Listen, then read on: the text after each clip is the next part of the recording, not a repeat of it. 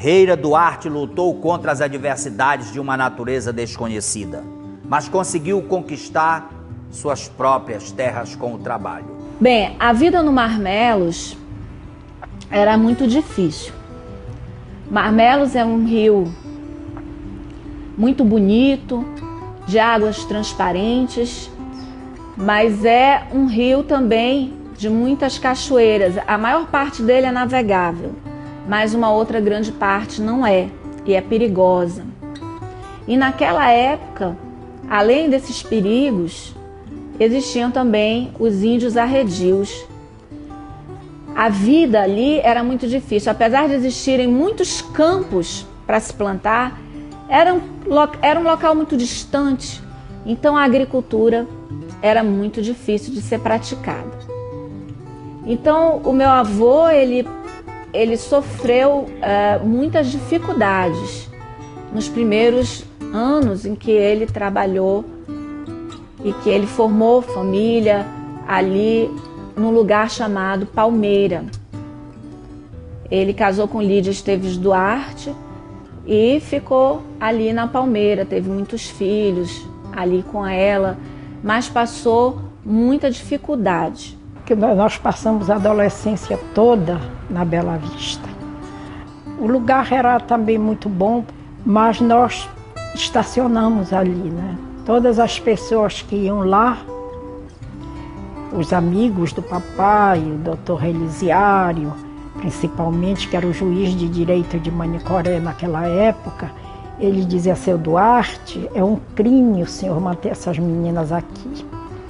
Ele falou: umas moças tão bonitas podiam ir para Manaus estudar, mas eu não posso. Como é que eu vou me locomover daqui com todos esses filhos para Manaus? Ele dizia: mas pelo menos deixa as meninas ficarem em Manaus. Ah, não, ele era muito apegado com a gente, muito rígido nos seus princípios. Não queria pedir para amigos que a gente ficasse em casa de amigos. Até a minha irmã, que já morava aqui em Manaus, a mais velha, a Elza, era difícil para a gente vir para cá. Era difícil porque ele não deixava. O papai foi daqueles pais assim que ele nos de perto, sabe? Vigiava de perto. Não dava muita liberdade. Naquele tempo não tinha, né? E ele achava também que não era interessante. Não sei por que ele tinha esse conceito de que a mulher não precisava estudar muito. Bastava que aprendesse as coisas de casa, os afazeres domésticos, e estava tudo bem. Para ele estava tudo bem. Mas era o pensamento dele, né? Aí, assim, nós passamos a adolescência. Nem namorado a gente não podia namorar, porque era lá, no interior, né? Quando nós viemos para cá, íamos em Manicoré, tinha alguns pretendentes, mas isso aí, ninguém chegava perto, não. Ninguém chegava perto, porque se ele vigiava, a dona Joaquina Idem, né? A minha madrasta. Quer dizer, os dois assim deram conta da nossa vida, né? Viemos para Bela Vista, em Capanã, município também de Manicoré. Passamos lá a nossa mocidade, perdemos a nossa mocidade no interior, sem estudar mais, com pouco estudo. Foi a coisa que mais até hoje eu sinto, por não poder ter estudado. Mas tem um porém aí. Meu pai desgostou-se com a minha irmã mais velha, porque ela era muito bonita, chamava atenção em todo mundo, e ela estava no internato na Auxiliadora, já estava fazendo a 4ª série, quando ela veio para as férias, ela encontrou o meu cunhado, o Alecrim, e por ele se apaixonou, casou com ele, e papai não queria este casamento. Então ele achava que as moças não precisavam mais estudar. Mas eu achava interessante isso, porque papai era um homem culto, e ele deveria ter aquele incentivo para que nós estudássemos. Mas não aconteceu isso. Bem, ele sempre ensinou que a gente, que a vergonha, né? Que a gente tem vergonha de fazer as coisas, de não fazer as coisas erradas. Meu avô tinha, segundo os meus tios contam, os nossos tios sempre contaram, um espírito muito aventureiro. Ele tinha o sonho, como todas as crianças daquela época, de formar uma fortuna. Ele tinha um sonho de fazer fortuna, um sonho de povoar um lugar desconhecido, um sonho de viver uma grande aventura, de não passar em branco pela vida. E ele, de fato, foi um português que não passou em branco.